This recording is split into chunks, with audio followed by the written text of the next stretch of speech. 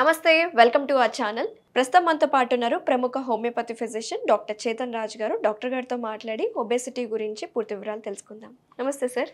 నమస్తే madam. Sir, చాలా మందికి తెలుసు బరువు ఎందుకు అవుతున్నారో తెలుసు, జీవన శైలియే కారణమా లేదా తెలుసు, వాళ్ళ బాడీ స్ట్రక్చర్, వాళ్ళ బాడీ తత్వం ఏంటో అందరికీ తెలిసింది. సో మేజర్గా ఈరోజు మనం మాట్లాడబోయే టాపిక్ ఏంటంటే ఒబేసిటీకి కాన్స్టిపేషన్కి ఎలా లింక్ ఉంటుంది, కాన్స్టిపేషన్ ఉంటే ఇంకా బరువు ఎక్కువ అవుతారా, దీని గురించి ఏం మాట్లాడతారు? కాన్స్టిపేషన్ కొందరికి ఎవరికైతే అవుతుంది వాళ్లకు మీరు అబ్జర్వ్ చేయండి, వాళ్ళ వెయిట్ కూడా ఎక్కువ ఉంటుంది. ఎందుకు మీరు అడిగేటట్టు, ఎప్పుడైతే ఒక మనిషి ఫుడ్ తీసుకుంటాడో దాంట్లోకి వెళ్ళి న్యూట్రియంట్స్ అబ్జర్వ్ అవుతాయి. వేస్ట్ మెటీరియల్ ఏమో స్టూల్ ఫామ్లో బయటికి వస్తుంది. ఏదైతే డైజెషన్ ప్రాసెస్ ఉంది totally it will take a few hours. ఆ ఫ్యూ అవర్స్లో ఒకవేళ ఏదైనా ప్రాబ్లం ఉంది, ఎంత అబ్జార్బ్ అవ్వాలి దానికన్నా ఎక్కువ అబ్జార్బ్ అయిపోతుంది అంటే వాళ్ళకు కాన్స్టిపేషన్ డెవలప్ అవ్వచ్చు. అండ్ సరిగా ఫైబర్ లేదు వాళ్ళ డయట్లో అంటే వాళ్లకు కాన్స్టిపేషన్ అవ్వచ్చు. కరెక్ట్ టైం అంటే డైలీ మార్నింగ్ లేవగానే వాళ్ళు బాత్రూమ్కి వెళ్ళాలి, కానీ వాళ్ళు వెళ్ళట్లేదు, ఏదో డిలే చేస్తున్నారు. అరే ఆఫీస్కి లేట్ అయిపోయింది, సాయంత్రం వచ్చినాక వెళ్దాం, అరే వంటలు చేయాలి, వంటలు చేసిన తర్వాత చేద్దాము అని ఇలా డిలే చేస్తారు కొందరు. దానివల్ల కూడా వాళ్ళకు కాన్స్టిపేషన్ అనేది స్టార్ట్ అవుతుంది. అండ్ ఏమవుతుందంటే కాన్స్టిపేషన్ అయినప్పుడు కాన్స్టిపేషన్లో స్టూల్ కూడా హార్డ్ అయిపోతుంది, వాళ్ళది సెమీ సాలిడ్ సాఫ్ట్ ఉండదు. అండ్ స్టూల్ హార్డ్ అయిపోయిన తర్వాత పాస్ అవుట్ చేయడానికి కూడా చాలా డిఫికల్టీ అవుతుంది. అది ఫిషర్స్కి కూడా లీడ్ చేయొచ్చు. ఎంత అయితే న్యూట్రిషన్ ఉంది దాంట్లో అదంతా అబ్జార్బ్ చేసుకుంటుంది కదా బాడీ, దాంట్లో ఉన్న వాటర్ కూడా అబ్జార్బ్ చేసుకుంటుంది మ్యాక్సిమం. సో అందుకే బాడీలో వెయిట్ పెరిగే ఛాన్సెస్ ఎక్కువ అయిపోతాయి. ఇప్పుడు ఎంత అబ్జర్వ్ చేయాలి దానికన్నా ఎక్కువ అబ్జర్వ్ చేసుకుంటుంది స్టూల్, అయితే వెయిట్ పెరిగే ఛాన్సులు కూడా పెరిగిపోతాయి. సో ఇదే అన్నమాట ఇంటర్లింక్. అండ్ ఏమైపోయింది, ఇప్పుడు అందరూ ఏమేమి తింటున్నారు, జనరల్లీ బయట తింటున్నారు. బ్రెడ్లు, బర్గర్లు, పిజ్జాలు, ఫ్రెంచ్ ఫ్రైలు, Chinese fast food, noodles, Manchuria, ఇవే ఎక్కువ తింటారు. ఇవన్నిట్లో మైదా పిండి ఉంటుంది. దానివల్ల కూడా డైజెషన్ డిస్టర్బ్ అయిపోతుంది. అండ్ ఎంత న్యూట్రియంట్స్ అయితే పోవాలి దానికన్నా ఎక్కువ పోతున్నాయి బాడీలో. అండ్ అవి అన్నీ అబ్జర్వ్ అవుతాయి. Plus long hours, working hours, sitting hours, లేవడు మంచి చైర్ మీదకి వెళ్ళి ల్యాప్టాప్ ముందు కూర్చుంటే నైట్ వరకు లేవడు. 8 hours షిఫ్ట్ ఉంటే 12 hours కూడా పని చేస్తాడు, ఎందుకంటే టార్గెట్ మీట్ అవ్వాలి. దాంతోపాటు మళ్ళీ స్ట్రెస్, ఇంట్లో ఏదో ప్రాబ్లం నడుస్తూనే ఉంటుంది, పేరెంట్స్ హెల్త్ మంచిగా ఉండదు, ఫ్యామిలీలో ఏమో ప్రాబ్లమ్స్ ఉంటాయి, ఫైనాన్షియల్ ప్రాబ్లమ్స్ ఉంటాయి. ఇవన్నిట్లా ఇదొక సర్కిల్, విషియస్ సర్కిల్ అంటా నేను. ఎందుకు, ఇవన్నిటి వల్లనే కదా మన వెయిట్ పెరిగేది. మీరు చూడండి, కాలేజ్లో ఉన్నప్పటి వరకు అందరు సన్నగా ఉంటారు, కాలేజ్ తర్వాతనే వెయిట్ పెరుగుతుంది, కాలేజ్ తర్వాతనే కాన్స్టిపేషన్ వస్తుంది, కాలేజ్ తర్వాతనే పైల్స్ వస్తాయి. కాలేజ్ లైఫ్ వరకు మనం మంచిగా ఉంటాం.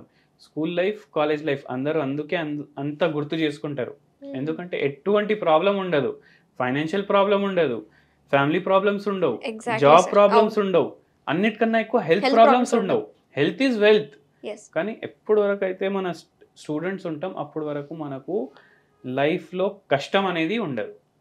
ఎప్పుడైతే ఆ కష్టం స్టార్ట్ అవుతుంది మన బాడీలో కూడా దాని ఎఫెక్ట్స్ కనిపిస్తాయి.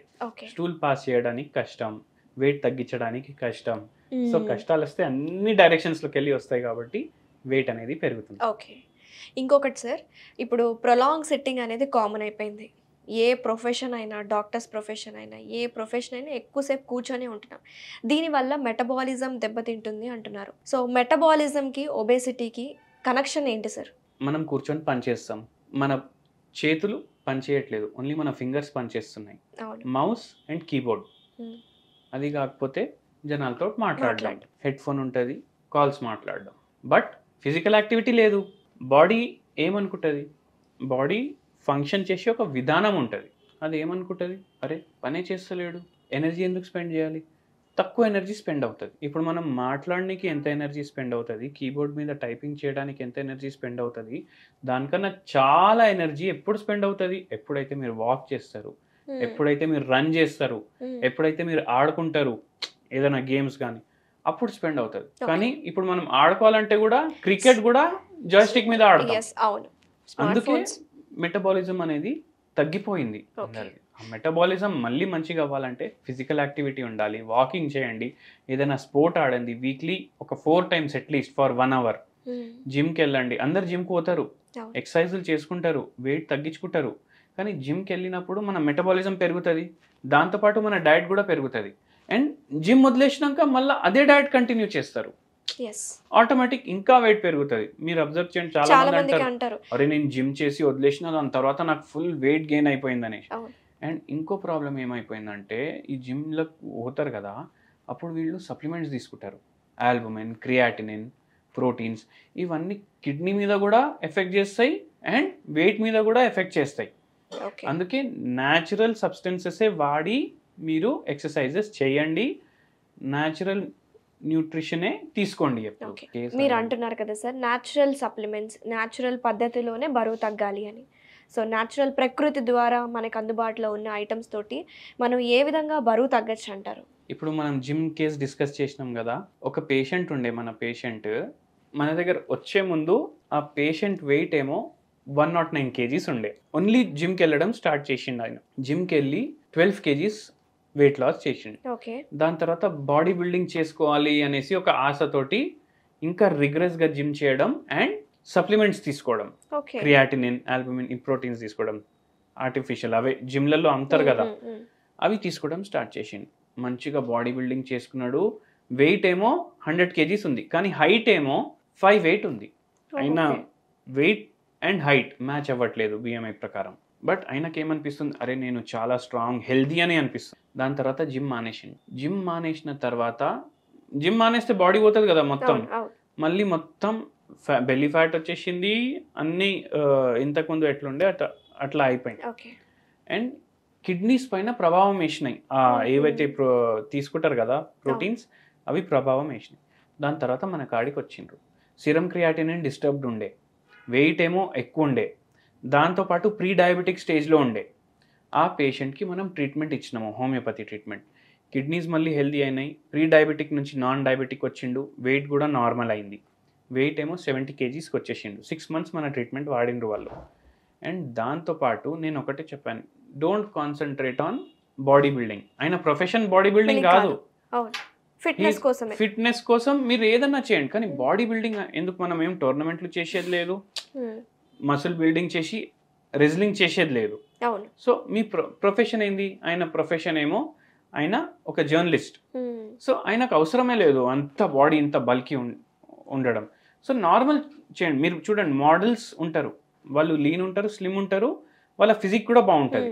సో దాని మీద కాన్సన్ట్రేషన్ పెట్టుకోండి అనేసి మనం ఎక్స్ప్లెయిన్ చేసినాము పేషెంట్కి పూర్తిగా తగ్గింది. ప్లస్ దాంతోపాటు ఒక హోమ్ రెమెడీ కూడా చెప్పాను నేను పేషెంట్కి.